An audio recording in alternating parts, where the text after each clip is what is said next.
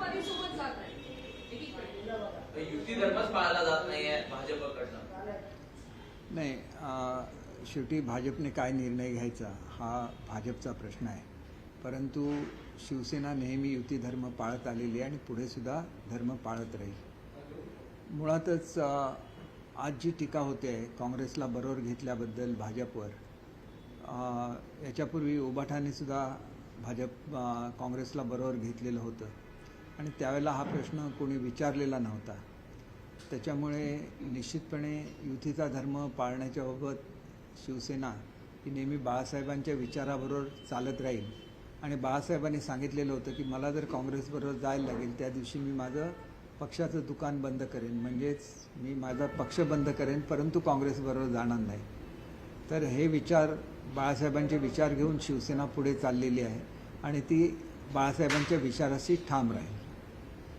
एकीकडे भ्रष्टाचाराचा आरोप किंवा देशविघातक कारवायांचा आरोप काँग्रेस आणि राष्ट्रवादी या दोघांवर केले जात असताना देखील उद्धव ठाकरे यांना ट्रोल करण्यात आलं. मात्र आता भाजप स्वतः या दोन राजकीय पक्षांसोबत जाताना बघायला मिळते. मला असं वाटतं की उद्धव ठाकरेंच्या पावलावर पाऊल ठेवून भाजप जाताना बघायला मिळतं. मला असं म्हणता येणार नाही, परंतु भाजपने जो निर्णय घेतला त्या संदर्भात जर प्रश्न विचारायचे असतील तर ते आपल्याला भाजपलाच विचारायला लागतील.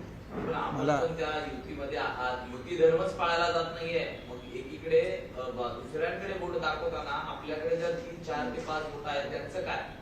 भाजपचा हा खरा चेहरा एका ठिकाणी एमआयएम बरोबर युती केल्याचा आरोप स्वतः इम्तियाज जलील यांनी केला. एमआयएम सोबत सुद्धा सत्तेसाठी एमआयएम सोबत देखील भाजप जाताना बघायला मिळते. दुसरीकडे काँग्रेस एनसीपीवर ट्रोल करताना भाजप स्वतः त्यांच्याबरोबर जाताना बघायला मिळतंय. मी आपल्याला पूर्वीच उत्तर दिलेलं आहे की आम्ही शिवसेना म्हणून युती धर्माचं पालन 100% करणार आहोत आणि करत आहोत. ही युती का झाली याचं उत्तर भाजप आपल्याला देऊ शकेल. त्यांची आता प्रेस कॉन्फरन्स होती आणि त्याच्यामध्ये निश्चितपणे त्याचं उत्तर दिलं गेलं असेल अशी मी अपेक्षा करतो. मुख्यमंत्री देवेंद्र फडणवीस म्हणतात की चुकीचे अक्कलकोटमध्ये एमआयएम आणि भाजपा युती झालेली आहे. स्थानिक पातळीवरती जर युती झाली असती तर विचारधारेला छेद देऊन ही युती होते का? निर्णय स्थानिक पातळीवरती घेतला असता तरी पक्षाची भूमिका स्थानिक पातळीवरती पण तीच असते, विचारधारा तीच असते. नाही, हे विचारधारेशी बिलकुल मिळणारं नाही किंवा जुळणारं नाही हे मी निश्चितपणे सांगू शकेन. परंतु या संदर्भात जे प्रश्नाचं उत्तर हे शेवटी BJPलाच द्यायला लागेल, कारण काँग्रेसबरोबर आघाडी केलेली आहे आणि काँग्रेस मुक्त भारत करण्याचं जे एक स्वप्न BJPचं होतं त्याला छेद देणारी ही भूमिका आहे. अजित पवार मुंबई सोबत नाहीये, महायुतीमध्ये ते सोबत आहेत. अजित पवार कमी जाणवते का मुंबईमध्ये सोबत असते तर अजून थोडंसं प्रचार ताकद मिळाली असते? काही विशिष्ट गोष्टींमुळे ते सोबत नाही आहेत. त्याच्यामुळे आपल्याला माहिती आहे त्याचं कारण काय आहे की त्यांचे मुंबई शहराचे जे अध्यक्ष आहेत त्यांची विचारधारा आणि आमची विचारधारा जुळणारी नाही आणि त्याच्यामुळे त्यांना युतीमध्ये ते सोबत नाहीत मुंबईमध्ये. सर, विचारधारेबद्दल तुम्ही बोलत आहात. एका बाजूला आशिष शेलार जे आहेत ते अजित पवारांना म्हणतात की सावरकरांचा विचार मान्य असेल तर आमच्यासोबत नसेल तर तुमच्याशिवाय. मग आता अजित पवार आणि आशिष शेलार किंवा भाजप आणि राष्ट्रवादीमध्ये पुन्हा एकदा सावरकर हा मुद्दा आणला गेलाय आणि याच्यावरती सडेतोड उत्तर जे आहे ते राष्ट्रवादीकडून पण देण्यात आलं. पण सावरकरांचा विचार मान्य नसलेल्या राष्ट्रवादीसोबत सुद्धा पण भाजप आहे ना? सावरकरांचे विचार आणि खरं तर सावरकरांवर टीका ही सर्वात जास्त राहुल गांधींनी केलेली आहे आणि त्याच्यामुळे त्यांच्याबरोबर ज्या वेळेला उबाठाने युती केली त्यावेळेला त्यांनी खऱ्या अर्थाने सावरकरांच्या विचाराला तिलांजली दिलेली असं मी स्वतः समजतो. पण स्वतः भाजप जे आहे ते राष्ट्रवादी सोबत आहे आणि त्याच काँग्रेस सोबत आहे ज्यांचे राहुल गांधी ते सावरकरांवरती टीका करत. ते भाजप मग काँग्रेस सोबत कसं युती करतात? नाही, आपल्याला मी पुन्हा एकदा सांगतो की भाजपने हा निर्णय का घेतला याचं उत्तर शेवटी भाजपने दिलं पाहिजे. आमचे सुद्धा 17 नगरसेवक अंबरनाथला आहेत आणि आम्ही त्यांना त्या ठिकाणी युतीने 27 नगरसेवक आहेत. सर्वाधिक नगरसेवक हे शिवसेनेचे आहेत त्या ठिकाणी. तर आम्ही त्यांना सोबत युती करण्याचा प्रस्ताव दिलेला होता. तो प्रस्ताव न स्वीकारता त्यांनी हा असा प्रस्ताव का केला याचं उत्तर शेवटी आम्ही देऊ शकत नाही, ते त्यांनीच दिलं पाहिजे. आम्ही युतीमध्ये विचारधारा एक भाजपासोबत गणेश नाईक थेट आपल्यावरती नवी मुंबईत आरोप करत आहे की हरामाचा पैसा वाटला जातोय, सत्तेसाठी हरामाचा पैसा वाटला होतोय. युतीमध्येच वाद होतात. गणेश नाईक स्वतः आरोप करतात. मित्र आहेत तुमचे? निवडणुकीच्या काळामध्ये असे प्रकार घडत असतात, परंतु महाराष्ट्रामध्ये आमची जी युती आहे ही युती मजबूत आहे. आणि मुंबईमध्ये तर आपण बघितलेलं आहे की आम्ही सर्व ठिकाणी युती म्हणूनच निवडणुका लढवतो. आणि महाराष्ट्राचं आणि संपूर्ण भारताचं लक्ष हे मुंबईतल्या BMCच्या इलेक्शनवरच आहे. आणि त्याच्यामुळे त्या ठिकाणी युती भक्कम आहे आणि आमची खात्री आहे की या युतीची सत्ताच मुंबई महापालिकेवर येईल. मग जिथे शिंदे शिवसेनेची ताकद जास्त पाहायला मिळते त्या ठिकाणी भाजप MIM सोबत, कधी राष्ट्रवादी सोबत, कधी मग काँग्रेस सोबत अशा युत्या करून शिंदे शिवसेनेला एकटं पाडत आहे का, जिथे जिथे शिंदेच्या शिवसेनेची ताकद जास्त आहे? एकटं पाडण्याचा इथं प्रश्न नाही आहे. मुळात हे का घडलं ह्याचं आत्मपरीक्षण झालं पाहिजे हे असं आम्हाला सुद्धा वाटतं. आणि ते खरं तर ज्या भाजपने ही आघाडी केलेली आहे त्याला हे विचारणं आणि त्यांनी याचं उत्तर देणं अधिक संयुक्तिक आहे असं मला स्वतःला वाटतं. एकीकडे ओबीसी काँग्रेस यांच्या संदर्भात संजय राऊत म्हणताना पाहायला मिळतात. गांडूळ संपूर्ण महाराष्ट्रात काही ठिकाणी उघडपणे युती आणि कुठे छुपी युती करताना पाहायला मिळते. या विधानांकडे आपण कसं पाहता? त्याचबरोबर भाजपचं कामाटीपुरा उभी आहे, म्हणजे कोणीही येत आहे, कोणालाही घेत आहे अशा पद्धतीने त्या ठिकाणी टीका करण्यात येते. या टीकेला काय उत्तर आपल्याकडे असेल? एक तर त्यांनी जो शब्दप्रयोग केला हा शब्दप्रयोग मुळातच चुकीचा आहे. राजकारणामध्ये अशी खालच्या दर्जाची भाषा वापरता कामा नये. युतीच्या संदर्भात त्यांनी जे विचारलेलं आहे तर मी तुम्हाला पूर्वीच सांगितलेलं आहे की हे युतीचं उत्तर हे मी देऊ शकत नाही, कारण भाजपने असा निर्णय का घेतला हे मला सुद्धा समजू शकत नाही. असा निर्णय खरं तर घ्यायला नको होता. मैत्रीपूर्ण लढत झाल्यानंतर पुन्हा एकत्र येणं आणि महायुती म्हणून तिथं कारभार चांगल्या रीतीने चालवणं हे अपेक्षित होतं आणि तसं ते घडावं अशी अपेक्षा असताना हे सगळं आमच्या दृष्टीने सुद्धा अनपेक्षित आहे आणि त्याच्यामुळे त्याचं उत्तर हे मी स्वतः देऊ शकत नाही. काँग्रेस नेते आहेत विजय वडेट्टीवार, त्यांनी एक वक्तव्य केलेलं आहे. ते म्हणतात की भाजप जे आहे शिंदे गट आणि अजितदादांना वेगळं करायचं, ते टप्प्याटप्प्याने करत. आता या निवडणुकीनंतर काही पहिला टप्पा कोणाचा आहे? शेवटी काँग्रेस जरी अंबरनाथपुरती युती झालेली असली तरी विरोधी पक्षच आहे आणि त्याच्यामुळे तो अशा तऱ्हेची टीका करणार तर त्याच्याकडे विरोधी पक्षांनी केलेली टीका म्हणूनच बघितलं पाहिजे. त्याच्यामध्ये काही तथ्य असेल असं मला स्वतःला वाटत नाही. सर, संजय राऊतांचा असाही आरोप आहे की राष्ट्रवादी असो किंवा शिंदेची शिवसेना असो, एकूणच भाजप जे आहे ते ब्लॅकमेल करून सत्तेमध्ये जे आहे ते युती करून घेतात, असा काही प्रकार आहे? असा प्रकार बिलकुल नाही आहे. काही दबाव तंत्र वापरलं जातं? नाही, मी आपल्याला पूर्वीच सांगितले की हे अंबरनाथमध्ये जे घडलं ते सर्वच दृष्टीने अनपेक्षित आहे आणि त्याचं कोणालाही समर्थन करता येणार नाही. आता आपण हा प्रश्न ज्याला BJPची प्रेस कॉन्फरन्स असेल त्याला त्यांना विचारणं हे अधिक संयुक्तिक ठरेल, कारण हा निर्णय त्यांनी घेतलेला आहे. आमच्याकडून त्यांना युतीचा प्रस्ताव देण्यात आलेला होता. तो प्रस्ताव खरं तर स्वीकारायला पाहिजे होता. त्याच्याऐवजी हे का घडलं याचं उत्तर आम्ही कसं देणार? कारण आम्ही तर प्रस्ताव दिलेला आहे. म्हणजे आम्ही महायुतीचं जे एक तत्व आहे त्याप्रमाणे निवडणुका जरी वेगवेगळ्या लढवल्या तरी निवडणुकीनंतर एकत्र येण्याच्या संदर्भातलीच आमची भूमिका होती, ती त्यांनी स्वीकारली असती तर ते अधिक संयुक्तिक ठरलं असतं. तुम्हाला असं वाटतं की अंबरनाथ प्रकरणामध्ये शिवसेनेच्या पाठीत खंजीर खूप असलं गेलं? कारण युतीचा जो फॉर्म्युला होता त्याला बगल देत आघाडीमध्ये भाजप बसलेली बघायला मिळते. मी आपल्याला पुन्हा एकदा तेच उत्तर देईन की ह्याचं उत्तर शिवसेनेला काय वाटतं? शिवसेनेच्या पाठीत शिवसेनेने तर आपला प्रस्ताव दिलेलाच होता.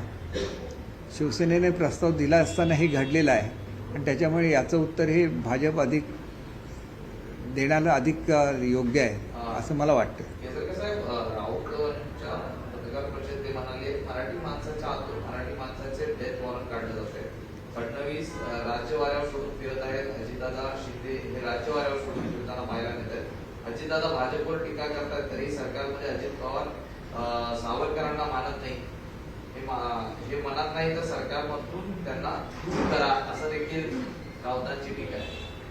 ते मराठी माणसाचा नाव फक्त इलेक्शन आले तरच घेतात, अन्यथा त्यांना मराठी मनुष्य आठवत नाही, हिंदुत्व आठवत नाही. सावरकरांचा सगळ्यात जास्त अपमान हा राहुल गांधींनी केलेला आहे.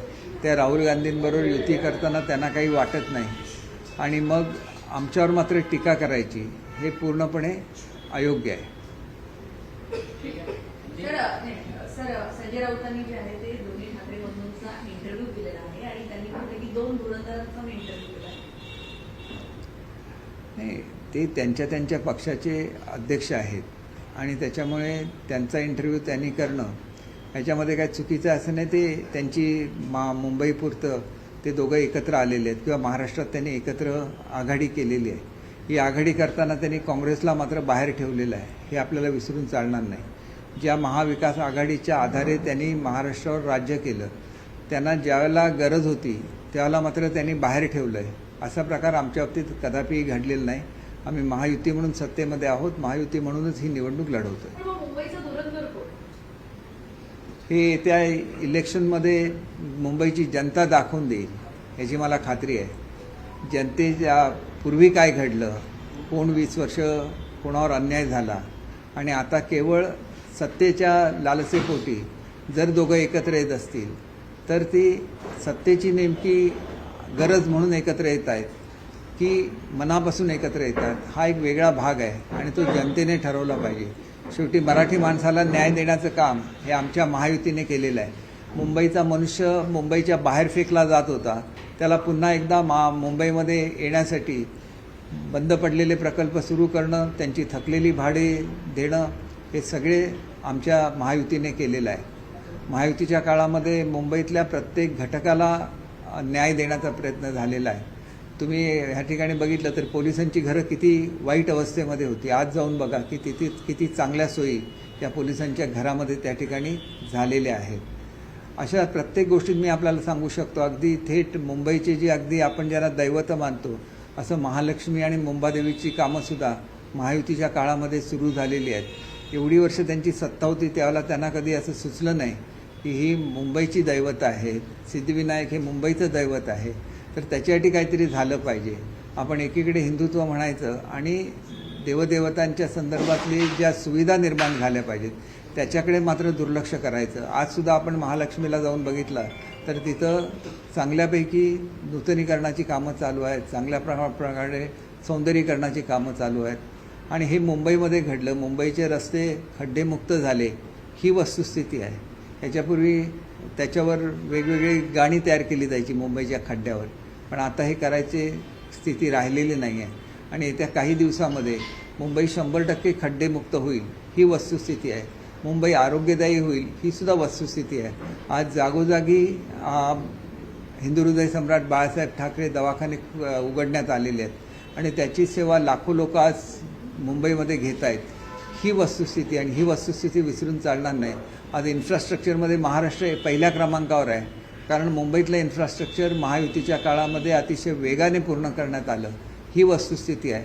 आणि त्याच्यामुळे विकास, मुंबईतल्या मराठी माणसाला दिलेला न्याय आणि मुंबईमध्ये येत असलेल्या पुढच्या काळातल्या नोकऱ्यांच्या संधी या जर सगळ्या बघितल्या तर महायुतीलाच लोकांनी मतदान केलं पाहिजे, हे उघड आहे. केवळ भावनेच्या भरात लोकांना कुठेतरी फरफटत न्यायचं आणि आपली त्या ठिकाणी सत्ता आणायचा प्रयत्न करायचा, हे अतिशय चुकीचं आहे असं माझं ठाम मत आहे. सर, हिंदी में बताइए कि अमरनाथ में ऐसा क्या हो गया कि सबसे बड़ी पार्टी रहते हुए भी बीजेपी ने आपको दरकिनार करते हुए कांग्रेस के साथ गठबंधन किया? देखिए, हमने तो प्रस्ताव दिया था, उन्होंने ये जो निर्णय लिया है इसके बारे में वही सही जवाब दे सकते हैं, क्योंकि ये निर्णय उनका है, हमारा नहीं है. लेकिन यूपी में तो थे ना, हर जगह आप गठबंधन में सबसे बड़ी पार्टी भी अमरनाथ में थे, क्या अनबन भी यूपी कभी घर में वो नहीं पाला गया? नहीं, आपके प्रस्ताव पे कोई रिप्लाई? नहीं, ये प्रस्ताव को उन्होंने रिस्पांस नहीं दिया, यही मेरा कहना है. तो इसके बारे में क्यों नहीं दिया या तो कांग्रेस के साथ क्यों गए, इसका जवाब तो बीजेपी को ही देना है. राउत ने दोनों ठाकरे बंधुओं का इंटरव्यू किया और ये कहा कि 2 धुरंधर जो है वो साथ में आए हैं बीएमसी चुनाव. नहीं, उनके लिए वो धुरंधर है क्योंकि वो उनके पार्टी, दोनों पार्टी के मुख्य है, तो जाहिर सी बात है कि वो उनको कोई भी पदवी दे दे.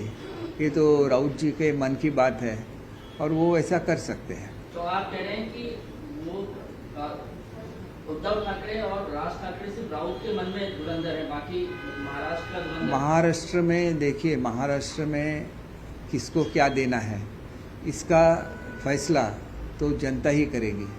और आपने म्यूनसिपाल्टी का इलेक्शन देखा होगा तो एक तरफा इलेक्शन है जिसमें पूरी तरह से महायुति का ही कैंडिडेट हर जगह पे जीत चुके हैं। तो महाराष्ट्र की जनता जो रूरल एरिया, अब जिसको छोटी नगर पालिका बोलते हैं, तो उन्होंने तो अपना निर्णय दे दिया। अब महापालिका की बारी है तो उसमें यही रिपीट हो जाएगा, ऐसे मुझे यकीन है। विपक्षी पार्टियां एक सुर में कह रही हैं कि अब जो है नतीजों के बाद बीजेपी एक एक करके अपने गठबंधन के सभी साथियों को जो है वो एक एक करके निकालेगी और पहले किसे निकालना है वो देखना होगा। विपक्ष के आरोपों पर क्या कहना है? नहीं, वो तो ऐसे बोलते रहेंगे क्योंकि वो विपक्ष है। उनकी संख्या भी देखिए असेंबली में कितनी कम है, तो उनको ये लगता है कि ऐसा हो जाए फिर हम लोग अलग अलग हो जाए, लेकिन हम लोग अलग नहीं होंगे। महायुति करके हम लोग एक साथ है और एक संग ही रहेंगे। लेकिन इसका सब सवाल ये है कि अपोट अमरनाथ की बीजेपी तैयार हो जाती है कांग्रेस साथ जाने के लिए, जो उनका वैचारिक शत्रु भी है, राजनीतिक शत्रु भी। दूसरा अपोट में जो स्थिति एमआईएम के साथ जाने के लिए तैयार हो जाते हैं, वहाँ पे तो खुद वहाँ के उनके अपने विधायक बीजेपी सत्ता पाने के लिए कुछ भी ये फलसफा है क्या बीजेपी, वो आपको भी दरकिनार कर देते हैं? नहीं, देखिए, मेरा एक ही कहना है कि इसके बारे में जो भी सवाल है वो बीजेपी को पूछने चाहिए, क्योंकि हमने तो अमरनाथ में भी प्रस्ताव दिया था कि हम एक साथ रहे और महायुति के हिसाब से वो नगर पालिका में अच्छा काम करे, लेकिन प्रस्ताव को स्वीकृत उन्होंने नहीं किया है, तो इसका जवाब भी उनको ही देना है। लेकिन अब सवाल ये होता है कि अगर अमरनाथ में अगर बीजेपी की ये जो स्थानीय कार्यकर्ता है उसकी भूमिका है, तो बार बार आप लोग ये कहते हैं कि महानगर पालिका का चुनाव भी स्थानीय कार्यकर्ताओं का चुनाव होता है, तो ऐसे में जिन जिन जगहों पर आप लोग साथ में हैं वहाँ पे भी शायद बीजेपी आपको नुकसान कर सकती है स्थानीय लेवल पे? नहीं, ऐसे मुझे लगता नहीं है, क्योंकि अभी मैं एक मीटिंग करके आया, बीजेपी के ऑफिस में ही था मैं। बहुत अच्छी तरह से कोऑर्डिनेशन हो रहा है यूटी में शिवसेना का और बीजेपी का, तो मुझे ऐसे लगता है कि ऐसी कोई स्थिति मुंबई में नहीं है। लेकिन ठाणे में आप लोग साथ में, ठाणे में आप लोग साथ में, मुंबई में, लेकिन अन्य जगहों पर आप लोग बिल्कुल एक दूसरे के खिलाफ खड़े हैं।